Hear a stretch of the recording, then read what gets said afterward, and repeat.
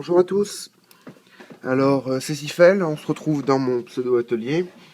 Donc, comme vous l'avez vu sur le dernier unboxing, j'ai acheté ceci. Donc, Dan Wesson en 8 pouces.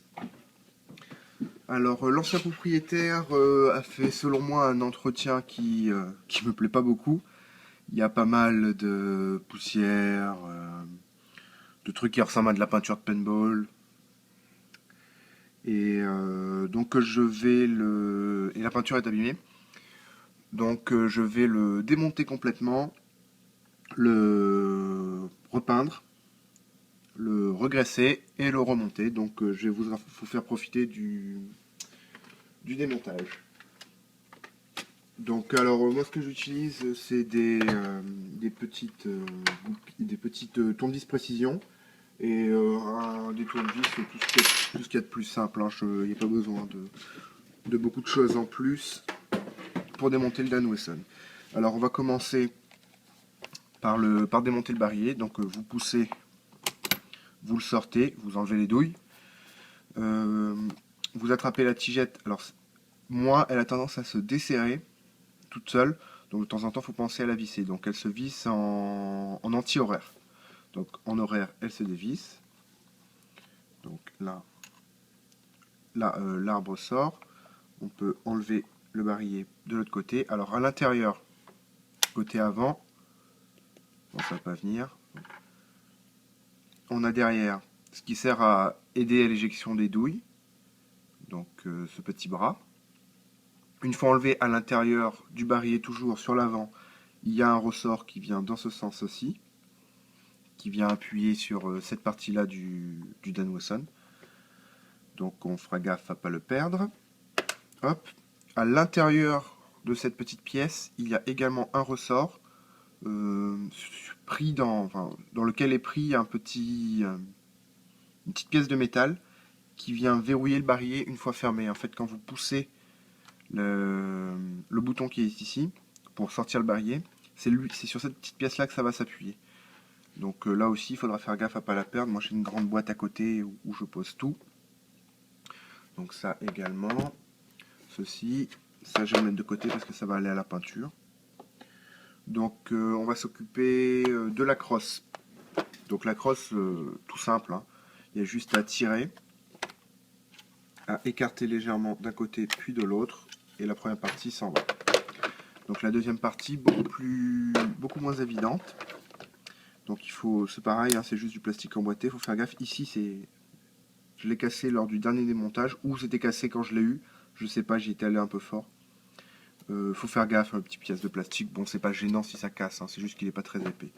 Donc là, hop, vous faites glisser, une fois que tout est glissé, vous venez, vous ferez gaffe, là comme vous voyez de voir, ce qui sert à percuter la cartouche de CO2 est tombé, parce qu'elle est accrochée de l'autre côté. Donc c'était tout simple, hein, c'est un écrou et une vis en plastique qui viennent comme ça, et la petite pièce de plastique qui est tombée au-dessus, elle vient verrouiller au-dessus. Donc je vous le remontrerai en détail lors du remontage. Donc là, hop, on met ça de côté. On va s'occuper du canon. Alors, le jeu qu'il y a dans les canons Dan Wesson, il vient du fait que le canon n'est tenu, vous voyez deux petites goupilles ici, que par une seule des goupilles. La goupille qui est derrière, elle tient l'organe de visée. Ce qui est un peu dommage, autant sur un 2,5 pouces, ça n'a pas trop gêné, autant quand vous commencez à taper comme moi sur du 8 pouces, ça commence à faire du poids sur l'avant pour une seule goupille. Bon, elle risque pas de tomber, à mon avis, mais ils auraient pu faire un système, un meilleur verrouillage. Donc un petit tournevis précision, le plus petit. Hop. Je récupère le cul de l'autre tournevis et il n'y a plus qu'à chasser la goupille. Ah, elle est tombée. Alors une fois que celle-ci est tombée, vous voyez, hop, le canon part vers l'avant. Là. Il y a un ressort à l'intérieur du canon, je vous montre ça tout de suite. Je vais tout de suite chasser la deuxième goupille pour pouvoir tout démonter, vu que je fais un démontage vraiment complet du bestiau. On va le faire de l'autre côté.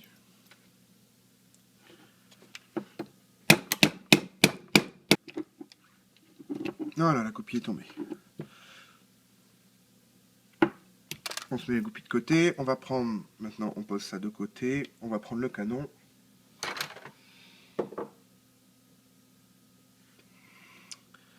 Alors pour ce qui est du canon, vous pouvez toujours sortir cette partie-là. Je vais pas le faire tout de suite puisque je vais vous montrer comment c'est foutu dedans. Donc un tournevis toujours précision. Hop. Pour enlever les deux vis. La première. Alors sur la deuxième, moi j'ai un petit souci, je pense que le pas de vis est mort.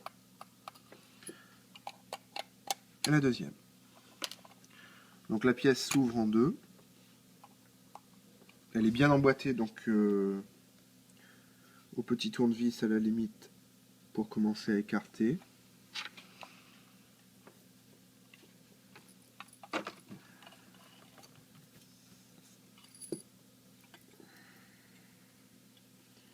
Voilà.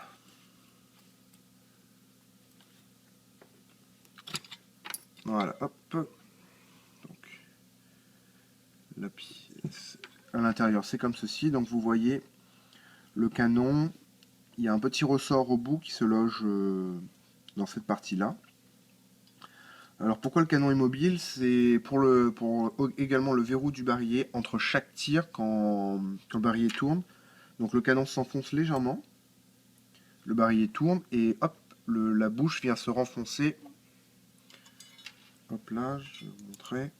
La bouche vient se renfoncer à chaque fois comme ça. Donc ça pivote, tac, ça pivote. Donc il faut toujours faire hyper gaffe au ressort, aux petites pièces. Hop, on met le canon de côté.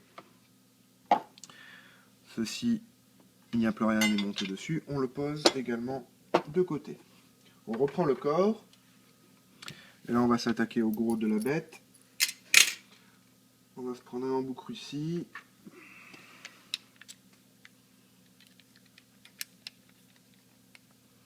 Et défaire les 4 vis qui sont ici.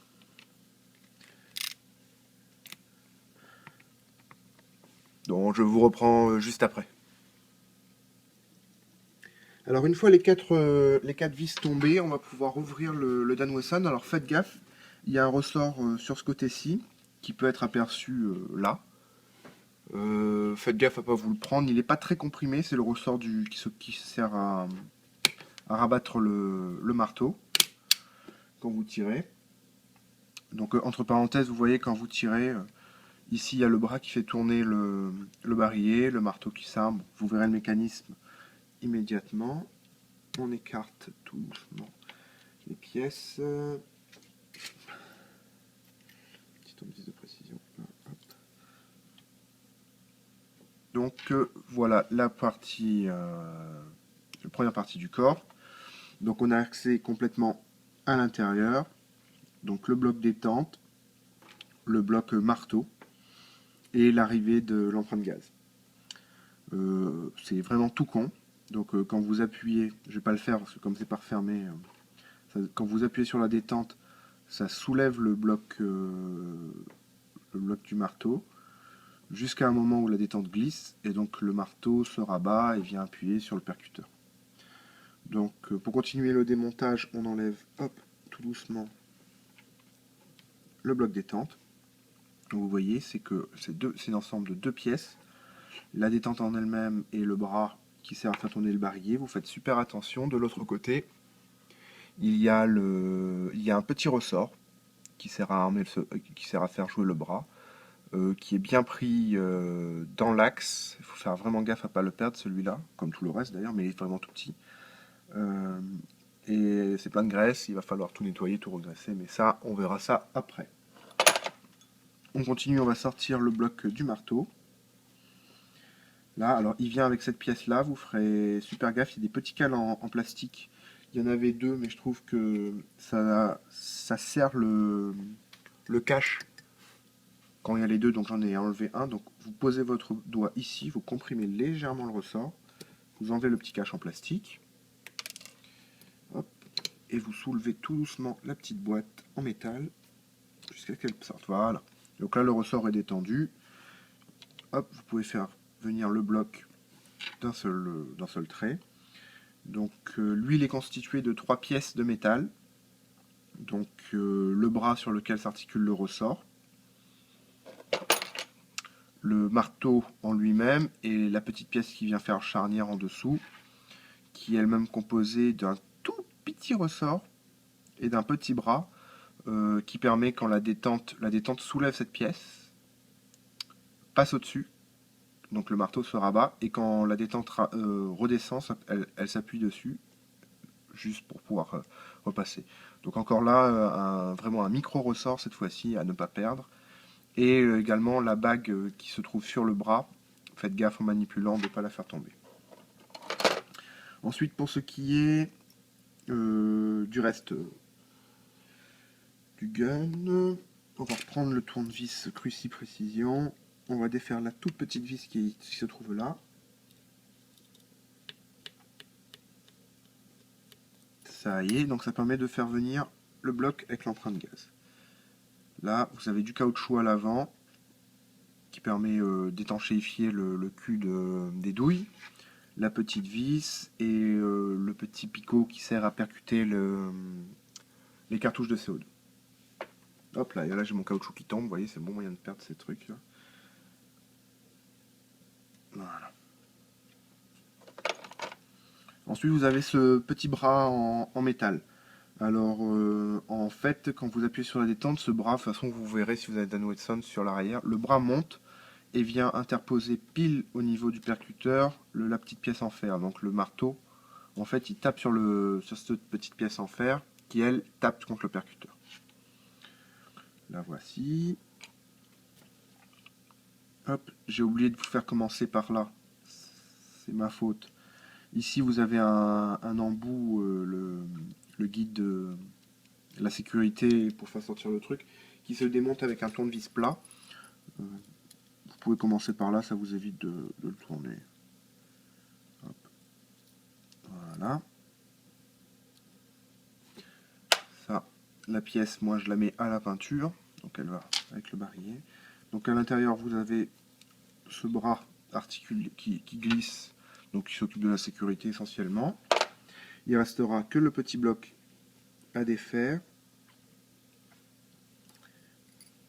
Alors, hop.